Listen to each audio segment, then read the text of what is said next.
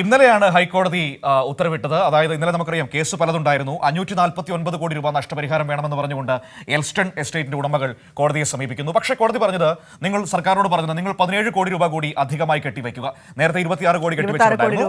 അതിന്റെ കൂടെ 17 കോടി കൂടി അധികമായി കെട്ടിവെക്കുക. ബാക്കിയൊക്കെ നമുക്ക് പിന്നീട് നോക്കാം, ആ കേസ് പിന്നീട് വിശദമായി പരിഗണിക്കാം, മറ്റ് തുടർ പ്രവർത്തനങ്ങളുമായി മുന്നോട്ട് പോകാമെന്ന് പറയുന്നു. ഇന്നലെ രാത്രി തന്നെ എൽസ്റ്റൺ എസ്റ്റേറ്റ് ഏറ്റെടുത്തുകൊണ്ട് സർക്കാരിന്റെ തീരുമാനം വരുന്നു.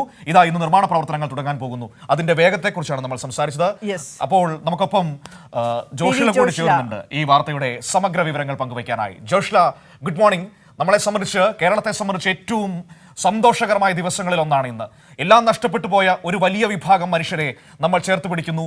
അവിടെ ടൗൺഷിപ്പിന്റെ നിർമ്മാണ പ്രവർത്തനങ്ങൾക്ക് ഇന്ന് തുടക്കമാകുന്നു. ഇന്നലെ രാത്രി എസ്റ്റേറ്റ് സർക്കാർ ഏറ്റെടുക്കുന്നതും നമ്മൾ കണ്ടതാണ്. അപ്പോൾ ഇന്ന് തുടങ്ങുകയാണ് അതിന്റെ പണികൾ. ഗുഡ് മോർണിംഗ് മനു സൂചിപ്പിച്ചതുപോലെ തന്നെ മുണ്ടക്കൈ ചൂരൽമല നിവാസികളെ സംബന്ധിച്ചിടത്തോളം ഏറ്റവും ആശ്വാസകരമായ കാര്യം കൂടിയാണ്. മാത്രമല്ല, കേരളത്തെ സംബന്ധിച്ചിടത്തോളം അവരെ പുനരധിവസിപ്പിക്കുക എന്നുള്ളത് കേരളത്തിൽ ജനങ്ങളെ സംബന്ധിച്ചിടത്തോളം അല്ലെങ്കിൽ സർക്കാരിനെ സംബന്ധിച്ചിടത്തോളം ഏറ്റവും സന്തോഷകരമായ ഒരു കാര്യം കൂടിയാണ്. അതിന് ഒരുപാട് തടസ്സങ്ങൾ ഇതിനു മുൻപ് തന്നെ ഇതുമായി ബന്ധപ്പെട്ട് ഉണ്ടായിരുന്നു. അത് പ്രത്യേകിച്ച് ഈ എസ്റ്റേറ്റ് ഏറ്റെടുക്കുന്നതുമായി ബന്ധപ്പെട്ടിട്ടുള്ള തടസ്സങ്ങളായിരുന്നു എന്നുള്ളതാണ്. എന്നാൽ ആ തടസ്സങ്ങളെ ഒക്കെ തന്നെ തരണം ചെയ്തുകൊണ്ട് സർക്കാർ എൽസ്റ്റൺ എസ്റ്റേറ്റ് ഏറ്റെടുത്തിരിക്കുന്നു എന്നുള്ളതാണ്. ചൂരൽമല മുണ്ടക്കൈ ഉരുൾപൊട്ടൽ ദുരന്തബാധിതരെ പുനരധിവസിപ്പിക്കുന്നതിന് എൽസ്റ്റൺ എസ്റ്റേറ്റിൽ നിർമ്മിക്കുന്ന മാതൃകാ ടൗൺഷിപ്പിനുള്ള ഭൂമി സർക്കാർ ഏറ്റെടുത്തു കഴിഞ്ഞു.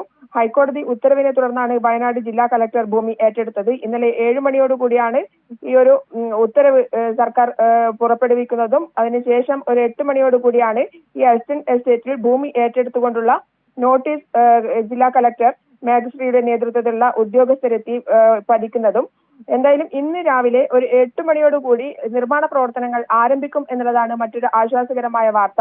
നിർമ്മാണ പ്രവർത്തനങ്ങളുടെ തുടക്കം എന്നുള്ള നിലയിൽ അവിടേക്കുള്ള റോഡ് വെട്ടും എന്നുള്ളതാണ് നമുക്ക് അറിയാൻ സാധിച്ചിട്ടുള്ളത്. 8 മണി 8:30 ഇത് ULCC ആണ് ഇതിന്റെ നിർമ്മാണ പ്രവർത്തനങ്ങൾ ഏറ്റെടുത്തിരിക്കുന്നത്. അതിനുശേഷം വിഷു അവധി കഴിഞ്ഞായിരിക്കും മറ്റ് നിർമ്മാണ പ്രവർത്തനങ്ങൾ ആരംഭിക്കുക എന്നുള്ളതാണ് നമുക്ക് അറിയാൻ സാധിച്ചിട്ടുള്ളത്.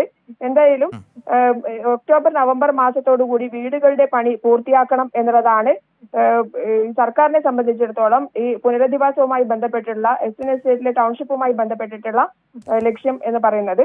അതുകൊണ്ട് തന്നെ അത് എത്രയും പെട്ടെന്ന് നടപ്പിലാക്കുക എന്നുള്ളതാണ്. ഇതുവരെ നിയമപ്രശ്നങ്ങളുമായി ബന്ധപ്പെട്ട് മുന്നോട്ട് പോകുന്ന ഒരു സാഹചര്യം ആയിരുന്നു ഉണ്ടായിരുന്നത്. അതുകൊണ്ടാണ് ഇത്രയേറെ വൈകാനുള്ള ഒരു സാഹചര്യത്തിലേക്ക് എത്തിച്ചേർന്നത് എന്നുള്ളതാണ്. എൽസ്റ്റൺ എസ്റ്റേറ്റിന്റെ ഉടമസ്ഥർ വിലയുമായി ബന്ധപ്പെട്ടുണ്ടാക്കിയ പ്രശ്നമായിരുന്നു ഇതൊക്കെ തന്നെ.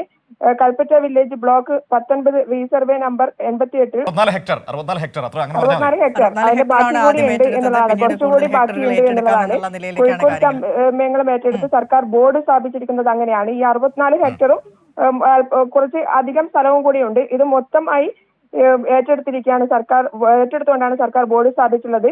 ഹൈക്കോടതി ഉത്തരവ് ലഭിക്കുന്നത് ഇന്നലെ ഏകദേശം 7 മണിക്ക് ശേഷമാണ്. ജില്ലാ കളക്ടർ DR മാക്സ്രി ഭൂമി ഏറ്റെടുക്കുന്നതിനും പ്രാരംഭ പ്രവർത്തനങ്ങൾക്കും സർക്കാർ നിയോഗിച്ച special officer JO Arun, ADM K Devaki, തഹസിൽദാർമാർ, റവന്യൂ, ട്രഷറി വകുപ്പ് ഉദ്യോഗസ്ഥർ എന്നിവർ രാത്രി തന്നെ നടപടിക്രമങ്ങൾ പൂർത്തിയാക്കുന്നതിന് നേതൃത്വം നൽകിയിട്ടുണ്ട്. ഏറ്റെടുത്ത ഭൂമിയിൽ നിർമ്മാണ പ്രവൃത്തികൾ ഇന്ന് ആരംഭിക്കും. ശരി, ഏതായാലും ഇന്ന് നിർമ്മാണ പ്രവർത്തികൾ ആരംഭിക്കുന്നു എന്നതാണ് അതിന്റെ ഏറ്റവും പ്രധാനപ്പെട്ട കാര്യം.